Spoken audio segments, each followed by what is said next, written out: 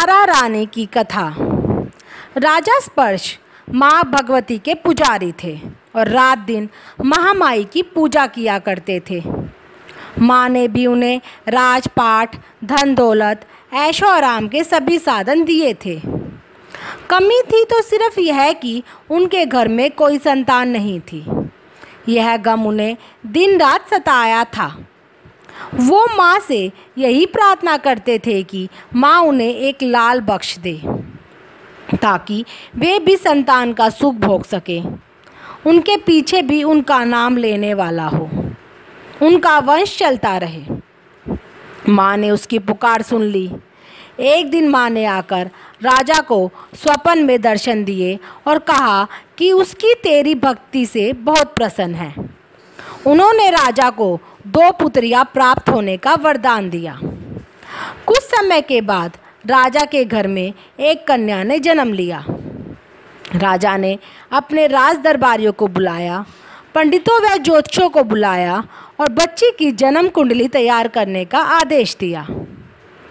पंडित व ज्योतिषियों ने उस बच्ची की जन्म कुंडली तैयार की और कहा कि वो कन्या तो साक्षात देवी है।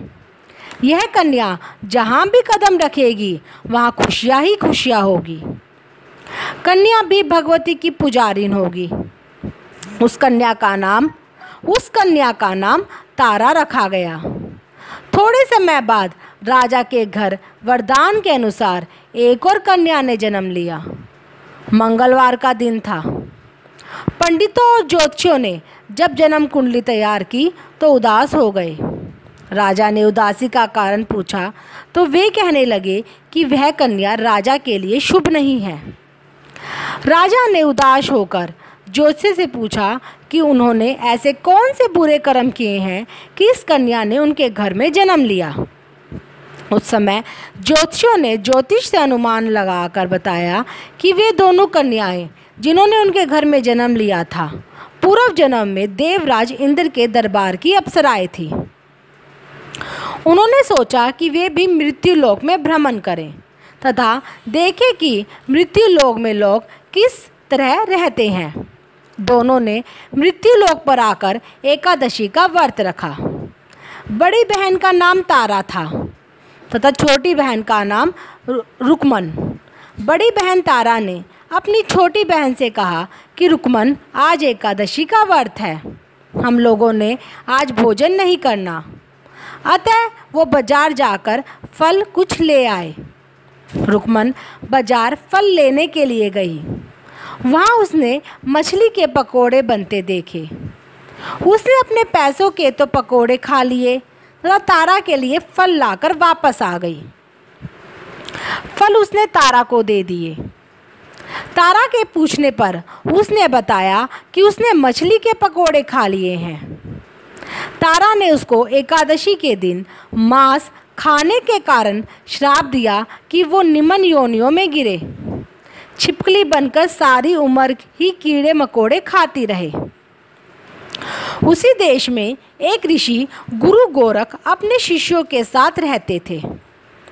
उनके शिष्यों में एक शिष्य तेज स्वभाव का तथा घमंडी था। एक दिन वो घमंडी शिष्य पानी का कमंडल भरकर खुले स्थान में एकांत में जाकर तपस्या पर बैठ गया। वो अपनी तपस्या में लीन था। उसी समय उधर से एक प्यासी कपिला गाय आ गई। उस ऋषि के पास पड़े कमंडल में पानी पीने के लिए उसने मुंह खोला और सारा पानी पी गई। तब कपिता गाय ने मुंह बाहर निकाला तो खाली कमंडल की आवाज़ सुनकर उस ऋषि की समाधि टूटी। उसने देखा कि गाय ने सारा पानी पी लिया था। ऋषि ने गुस्से में आकर उस कपिला गाय को बहुत बुरी तरह चिमटे से मारा, जिससे वह गाय लहूलुहान हो गई। यह खबर गुरु गोरख को मिली तो उन्होंने कपिला गाय की हालत देखी। उन्होंने अपने शिष्य को बहुत बुरा भला कहा और उसी वक्त आश्रम से निकाल दिया।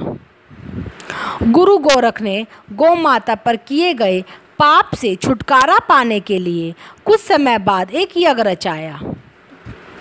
इस यज्ञ का पता उस शिष्य को भी चल गया। जिसने कपिला गाय को मारा था। उसने सोचा कि वह अपने अपमान का बदला ज़रूर लेगा। यज्ञ शुरू होने पर उस शिष्य ने एक पक्षी का रूप धारण किया और चोंच में सांप लेकर भंडारे में फेंक दिया, जिसका किसी को पता न चला। वह छिपकली जो पिछले जन्म में तारा देवी की छोटी बहन थी, बहन के शाप को स्वीकार कर छिपकली बनी थी, सर्प का भंडारे में गिरना देख रही थी। उसे त्याग व परोपकार की शिक्षा अब याद थी। वह भंडारा होने तक घर की दीवार पर चिपकी समय की प्रतीक्षा करती रही। कई लोगों के प्राण बचाने हेतु उसने अपने प्राण न्यौछावर कर लेने का मन ही मन निश्चय किया। जब खीर भंडारे में दी जाने वाली थी, बांटने वालों की आंखों के सामने ही वह छिपकली दीवार से कूदकर कढ़ाई में जा गिरी।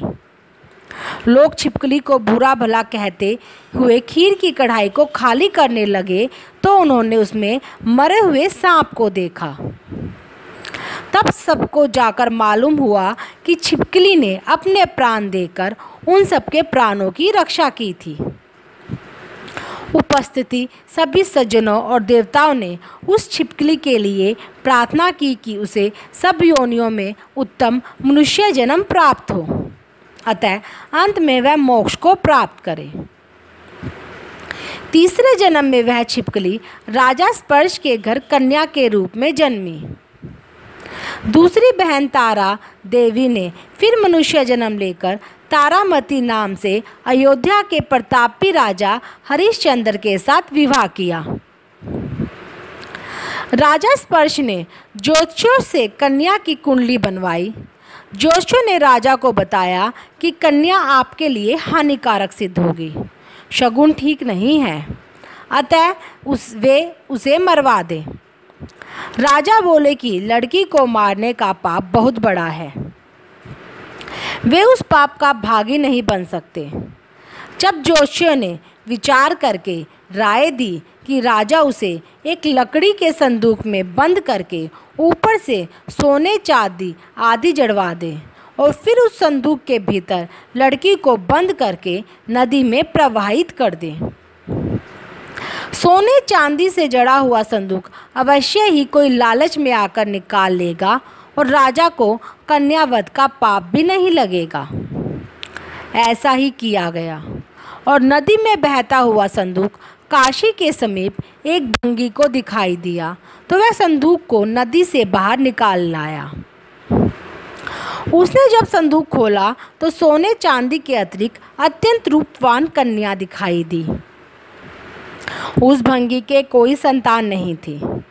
उसने अपनी पत्नी को वह कन्या ला कर दी तो पत्नी की प्रसन्नता का ठिकाना ना रहा। उसने अपनी संतान के समान ही बच्ची को छाती से लगा लिया।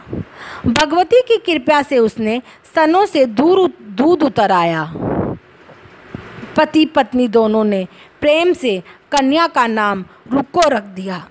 रुक्को बड़ी हुई तो उसका विवाह हुआ।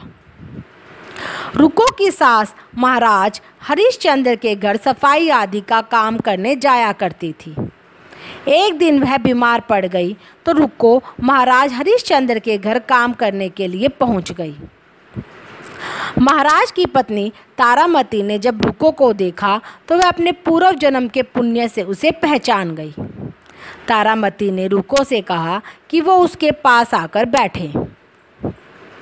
महारानी की बात सुनकर रुक्को बोली कि वो तो एक नीची जाति की भगिन है, भला वह रानी के पास कैसे बैठ सकती थी। तब तारामती ने उसे बताया कि उसके पूर्व जन्म की सगी बहन थी।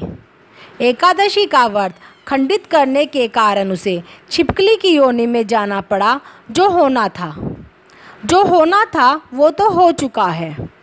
अब उसे अपने वर्तमान जन्म को सुधारने का उपाय करना चाहिए और भगवती वैष्णो माता की सेवा करके अपना जन्म सफल बनाना चाहिए। यह सुनकर रुक्को को बड़ी प्रसन्नता हुई और जब उसने उपाय पूछा तो रानी ने बताया कि वैष्णो माता सब मनोरथों को पूरा करने वाली है। जो लोग श्रद्धापूर्वक माता का पूजन व जागरण करते हैं उनकी सब मनोकामना पूर्ण होती है। रुको ने प्रसन्न होकर माता की मनौती मानते हुए कहा कि यदि माता की कृपा से उसे एक पुत्र प्राप्त हो गया तो वो माता का पूजन व जागरण कराएगी। माता ने प्रार्थना को स्वीकार कर लिया। फलस्वरूप 10वें महीने उसके गर्भ से एक अत्यंत सुंदर बालक ने जन्म लिया। परंतु दुर्भाग्यवश रुको को माता का पूजन जागरण कराने का ध्यान न रहा। जब वह बालक 5 वर्ष का हुआ तो एक दिन उसे माता चैचक निकल आई। रुको दुखी होकर अपने पूर्व जन्म की बहन तारामती के पास आई और बच्चे की बीमारी का सब वृतांत कह सुनाया। अब तारामती ने पूछा, उसने माता के पूजन में कोई भूल तो नहीं की? इस पर रुको को 6 वर्ष पहले की बात याद आ गई। उसने अपराध स्वीकार कर लिया। उसने फिर मन में निश्चय किया कि बच्चे को आराम आने पर जागरण अवश्य करवाएगी। भगवती की कृपा से बच्चा दूसरे दिन ही ठीक हो गया। अब रुको ने देवी के मंदिर में जाकर पंडित से कहा कि उसे अपने घर माता का जागरण करना है, अतः वे मंगलवार को उसके घर पर धार कर कीर्तार्थ करें। पंडित जी बोले कि वहीं 5 रुपए देती जाए। पंडित जी उसके नाम से मंदिर में ही जागरण करवा देंगे। क्योंकि वह एक नीच जाति की स्त्री है, इसलिए वे उसके घर में जाकर देवी का जागरण नहीं कर सकते। रुको ने कहा कि माता के दरबार में तो ऊंच नीच का कोई विचार नहीं होता। वे तो सब भक्तों पर समान रूप से कृपा करती है, अतः उनको कोई ऐतराज नहीं होना चाहिए। इस पर पंडित ने आपस में विचार करके कहा कि यदि महारानी उसके जागरण में पधारे तब तो वे भी स्वीकार कर लेंगे। यह सुनकर रुको महारानी के पास गई और सब वृतांत कह सुनाया। तारामती ने जागरण में सम्मिलित होना सहर्ष स्वीकार कर लिया। जिस समय रुको पंडितों से यह कहने गई कि महारानी जी जागरण में आवेगी, उस समय सैन नाम का नाई वहाँ मौजूद था। उसने सब सुन लिया और महाराज हरिश्चंद्र को जाकर सूचना दी। राजा को सैन नाई की बात पर विश्वास नहीं हुआ कि महारानी भंगियों के घर जागरण में नहीं जा सकती। फिर भी परीक्षा लेने के लिए उसने रात को अपनी उंगली पर थोड़ा सा चीरा लगा लिया, जिससे नींद न आए। रानी तारामती ने जब देखा कि जागरण का समय हो गया है परंतु महाराज को नींद नहीं आ रही, तो उसने माता वैष्णो देवी से मन ही मन प्रार्थना की कि माता किसी उपाय से राजा को सुला दे ताकि वो जागरण में सम्मिलित हो सके। राजा को नींद आ गई। तारामती रोशनदान से रस्सा बांधकर महल से उतरी और रुको के घर जा पहुंची। उस समय जल्दी के कारण रानी के हाथ से रेशमी रुमाल तथा पाँव का एक कंगन रास्ते में ही गिर पड़ा। उधर थोड़ी देर बाद राजा हरिश्चंद्र की नींद खुल गई। वह भी रानी का पता लगाने निकल पड़े। उन्हें मार्ग में रानी का कंगन वह रुमाल दिखा। राजा ने दोनों चीज़ें रास्ते से उठाकर अपने पास रख ली और जागरण हो रहा था वह जहाँ पहुँचे। वह एक कोने में चुपचाप बैठकर दृश्य देखने लगे। जब जागरण समाप्त हुआ तो सबने माता की अरदास की। उसके बाद प्रसाद बांटा गया। रानी तारामती को जब प्रसाद मिला तो उसने झोली में रख लिया। यह देख लोगों ने पूछा कि उन्होंने वह प्रसाद क्यों नहीं खाया। यदि रानी प्रसाद नहीं खाएगी तो कोई भी प्रसाद नहीं खाएगा। रानी बोली कि पंडितों ने प्रसाद दिया है, वह उन्होंने महाराज के लिए रख लिया था, अब उन्होंने उनका प्रदान करें। प्रसाद ले तारा ने खा लिया। इसके बाद सब भक्तों ने माँ का प्रसाद खाया। इस प्रकार जागरण समाप्त करके प्रसाद खाने के पश्चात रानी तारामती महल की तरफ चली। जब राजा ने आगे बढ़कर रास्ता रोक लिया और कहा कि रानी ने नीचों के घर का प्रसाद खाकर अपना धर्म भ्रष्ट कर लिया था, तब वे उन्हें अपने घर कैसे रखें। रानी ने तो कुल की मर्यादा व प्रतिष्ठा का भी ध्यान नहीं रखा।